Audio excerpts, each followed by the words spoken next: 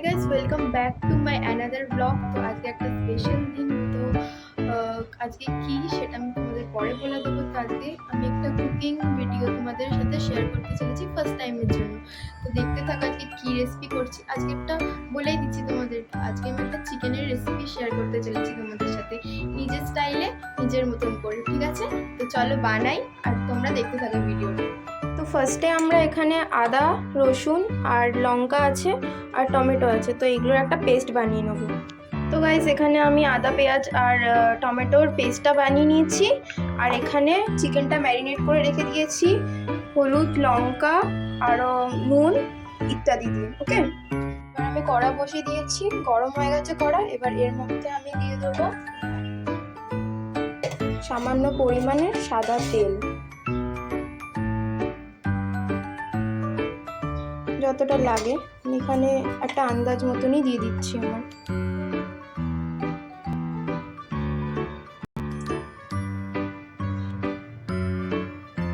এবার তেলটা গরম হয়ে গেলে আলুটাকে প্রথমে ভেজে নিতে হবে।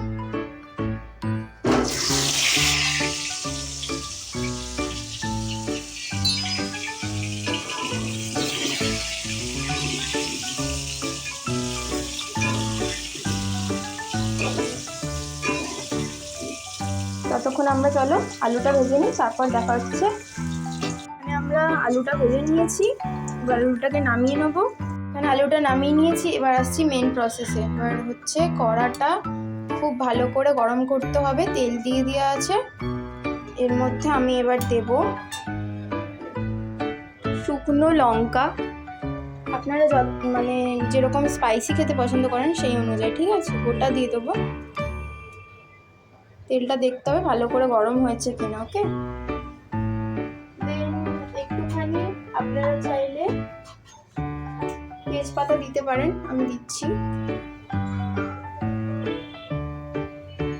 এখানে হলুদ আগে থেকেই দেওয়া ছিল, তো আমি পরে দেবো হলুদ যদি দরকার পড়ে।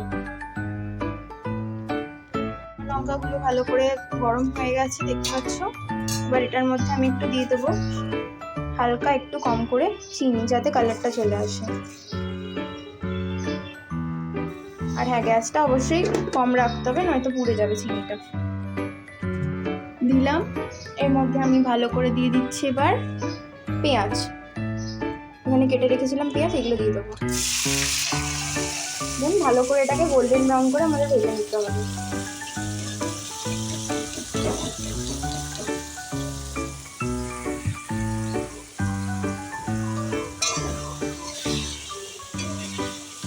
তো আমি এটা ভেজে নিই, তারপরে আমি তোমাদের দেখাচ্ছি বাকি রেসিপিটা। পেঁয়াজটাকে বেশি ভাজবো না, নয়তো পুড়ে যাবে। এবার আমি একটু গ্যাসের ফ্লেমটা কমিয়ে দেবো। দেন আমাদের মেন প্রসেসে আসতে হবে।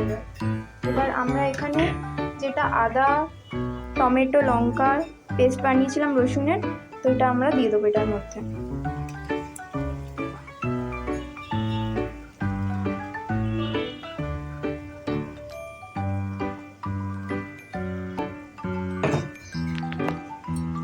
দেন এটাকে ভালো করে কষতে হবে। আবার আমাদের ঢাকনা চাপা দিয়ে ভালো করে 5 থেকে 10 মিনিটের জন্য ভালো করে কষাতে হবে।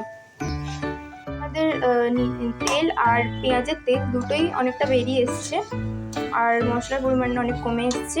এই সময় আমরা দিয়ে দেবো এর মধ্যে খুব স্বল্প পরিমাণে নুন, বিকজ আমরা মশলা যখন মাখিয়ে রেখেছিলাম তখন আমরা নুন দিয়েছিলাম। তো হালকা খুব একটুখানি পরিমাণে স্বাদ মতন নুন দিয়ে দেবো। দেন এবার এটার মধ্যে আমরা দিয়ে দিচ্ছি লঙ্কা গুঁড়ো আর গরম মশলা। এটাও স্বাদ মতনই দিতে হবে, যারা যেরকম ঝাল খেতে পছন্দ করে সেই অনুযায়ী। আমাদের ফ্যামিলিতে সবাই একটু বেশি ঝাল খেতে পছন্দ করে, তো আমি একটু দিচ্ছি বেশি করে, 2 চামচ মতন দিলাম। আর এখানে দিয়ে দিচ্ছি সানরাইজের গরম মশলা।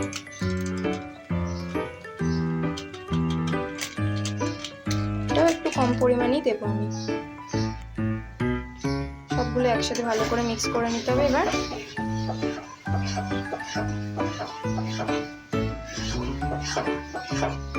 দেখতে পাচ্ছ কালারটা কি সুন্দর এসছে।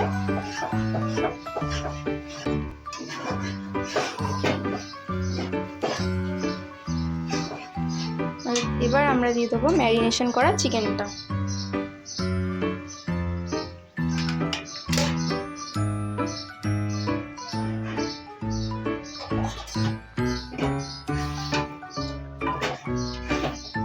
এটাকে ভালো করে ততক্ষণ মিক্স করে নেব। আমাদের এই মশলার সাথে চিকেনটাও সেদ্ধ হয়ে যাবে ভালো করে। আর এতে আমরা এখন জল দেব না, এটাকে ঢাকনা চাপিয়ে কিছুক্ষণ বন্ধ করে এটাকে ভালো করে হতে দেবো। ওকে, এখন আমার স্টাইলে চিকেন কারি রেসিপি পুরো রেডি। তো আজকে আমার মা বাবার বিবাহ বার্ষিকীর জন্য উপলক্ষে আমি রেসিপিটা তৈরি করেছি। তোমরা চাইলে ঘরে ট্রাই করতে পারো। ওকে, আর পছন্দ হলে ভিডিওটা প্লিজ লাইক, শেয়ার আর সাবস্ক্রাইব করে দিও। Okay, by.